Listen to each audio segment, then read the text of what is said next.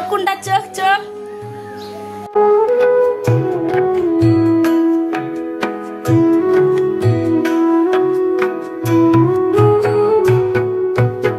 Everyone good morning and welcome back to my new blog video. সকলে আশা করছি ভালো আছেন, সুস্থ আছেন। পুজো তো শেষ হয়ে গেল, আশা করছি সকলের পুজো ভালো কেটেছে, তাই না?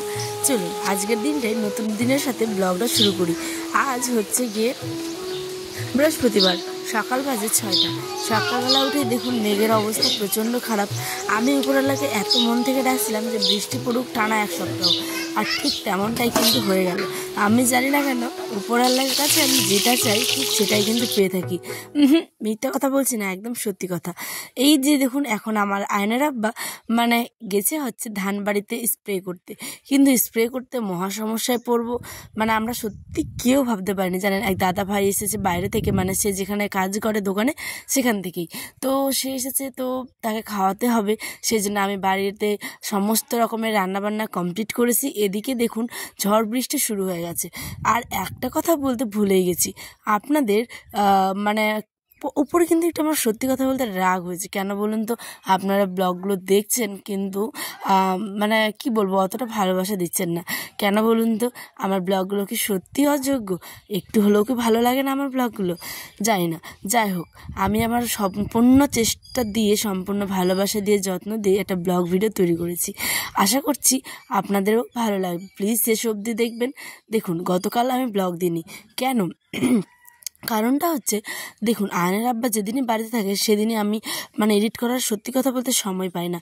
তার এটা করো সেটা করো, আয়নের হাবিজাবি কাজ। আর বাবা থাকলে আয়ন বাড়িতে ঘুমোতেই চায় না। আর আমি বিশেষ করে যেহেতু মানে দুপুরবেলাটা এডিট করি, তো সেই কারণে আয়ন ঘুমিয়ে যাওয়ার পরেই মানে প্রত্যেক দিন আমি যেদিন থেকে ইউটিউব জার্নি শুরু করেছি সেদিন থেকে দুপুরবেলাতেই বেশিরভাগ আমি এডিট করি, আর তারপরে ভয়েস দিই, তারপরে চলে যাই আপলোডিং করতে। তো দেখুন কি করা যায় বলুন। এখানটায় তো ঝড় বৃষ্টি শুরু হয়ে গেছে, প্রচুর বৃষ্টি পড়েছে। এদিকে দেখুন একটুখানি ছাড়তে না ছাড়তেই আমি এদিকে রান্নাবাড়িটা বসিয়ে দিয়েছি। এখানে করবো ডিম সয়াবিন আলুদের তরকারি, যেহেতু দাদাভাই বলেছিলেন মাছ বা মাংস কিছু খাবেন না, তো সেই কারণে আমি ডিম সয়াবিন আলুর তরকারিটাই করলাম। হ্যাঁ, আর এইদিকে কিন্তু আয়নের আব্বারা চলে গেছে হচ্ছে ধান বাড়িতে।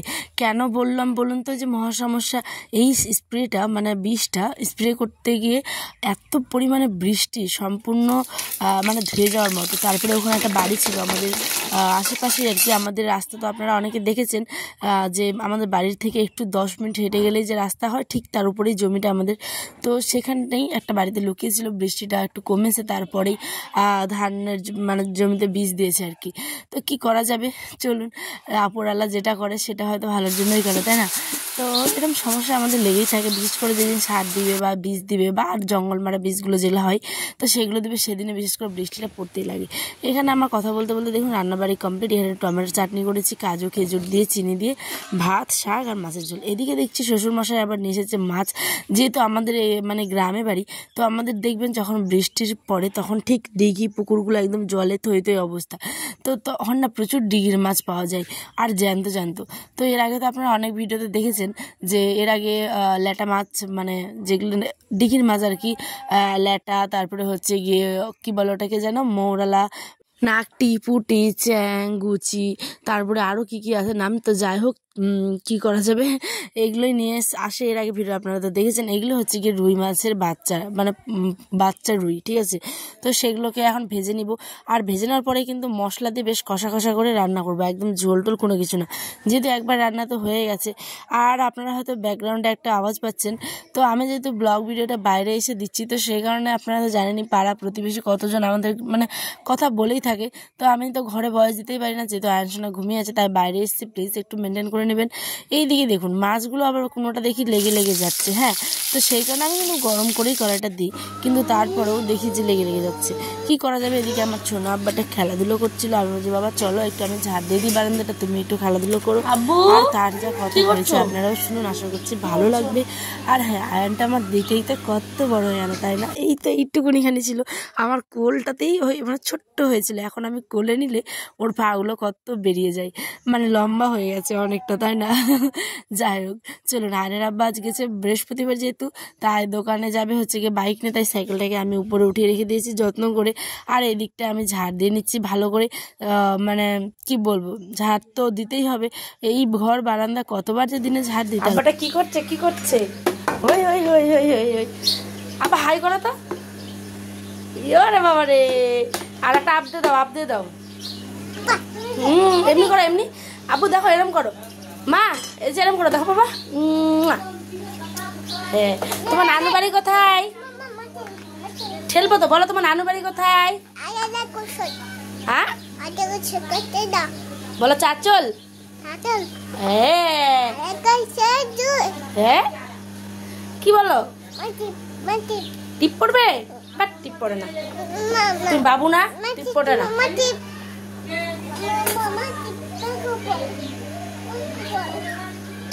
কি বাবা, তোমার মাথা কোনটা? চোখ কোনটা? চোখ। তোমার নাক কোনটা? নাক। আর তোমার জিভ কই? জিভ। আর দাঁত কই? দাঁত। পেট কই? পেট। আর পা কই মা? পা। হাত কই? হাত। আর জামা কোনটা? জামা। হ্যাঁ। আর ই কই? চুলগুলো কই? চুলগুলো। বললাম বাবা রে। আর তোমার বাবার নাম কি বলো? আর মায়ের নাম কি? জোরে বলো। হ্যাঁ, একটা আপডেট তো বাবা। খেলো, হ্যাঁ খেলো। আর কথা তো শুনতে পেলেনি। তো এখানটায় সে এখন সাইকেলে বসে খেলাধুলো করছে, আর আমি এদিকে ঘর বারান্দাটা ঝাড় দিয়ে নিচ্ছি। সারাদিন যে কতবার দিই। তার মধ্যে এদিকে স্নান খাওয়া দাওয়া কমপ্লিট, আবার এসেছে ঝড়। দেখুন বৃষ্টি, কত পরিমাণে বৃষ্টি।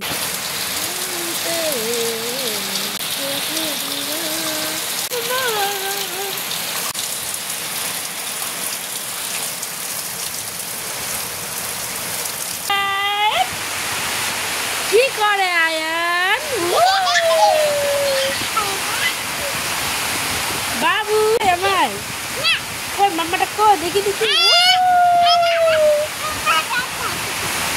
এখন বাজে 12টা, এখন প্রচুর বৃষ্টি। আমরা এখন শুভ, কিন্তু আয়ান এখন ঘুমাবে না, ওই এখন লুকোচুরি খেলবে না। মা হাই করো।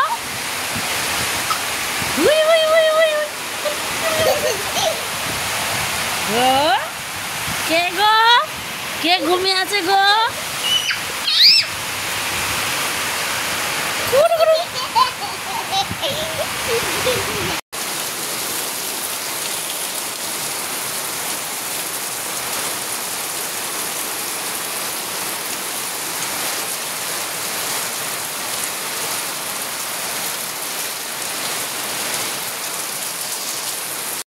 চলুন, ব্লগটা তো 8 মিনিটের হয়ে গেছে। আশা করছি ব্লগটা ভালো লাগলো। কেমন লাগলো বন্ধুরা অবশ্যই কিন্তু কমেন্টে আমাকে জানাবেন। অপেক্ষায় থাকলাম। এদিকে বৃষ্টিটা পড়তেই আছে, আর ওয়েদারটা কিন্তু খুব ভালো। আর হ্যাঁ, আপনাদের একটা জিনিস দেখাতে তো ভুলেই গেছি। আমার বাড়িতে একটা নতুন জিনিস দিচ্ছি আমি। কি দিচ্ছি আপনারা কে বলতে পারবেন বলুন তো? অবশ্যই জানা থাকলে কিন্তু কমেন্টে জানাবেন। মানে জানা থাকলে না, গেস করতে পারলে অবশ্যই কিন্তু কমেন্টে জানাবেন। হ্যাঁ, আজ আসি, দেখাবো একটা ব্লগে। আগামী দিনের ব্লগটাতে জানতে পারবেন কি দেওয়া হয়েছে। আজ তবে আসি।